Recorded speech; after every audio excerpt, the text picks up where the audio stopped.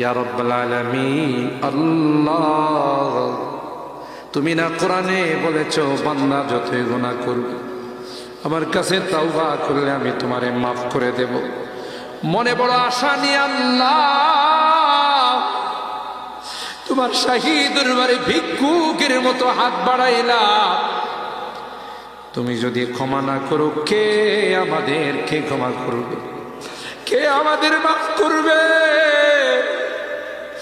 ভিক্ষুকে একজনের কাছে ভিক্ষা না পেলে আরেকজনের কাছে পায়। এক দুয়ার থেকে বিতাড়িত হলে আরেক দুয়ারে যায়। তোমার দরবার থেকে যদি মাহরুম হয়ে যায়, বিতাড়িত হয়ে যায়, কার কাছে যাব? কে আমাদেরকে ক্ষমা করবে?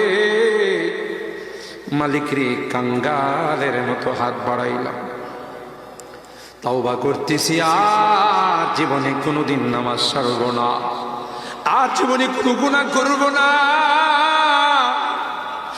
আর জীবনে কোনোদিন বেপরদায় চলব না, আর কোনোদিন সুদী লেনদেন করব না। কিয়ামতের কঠিন ময়দানে আমাদের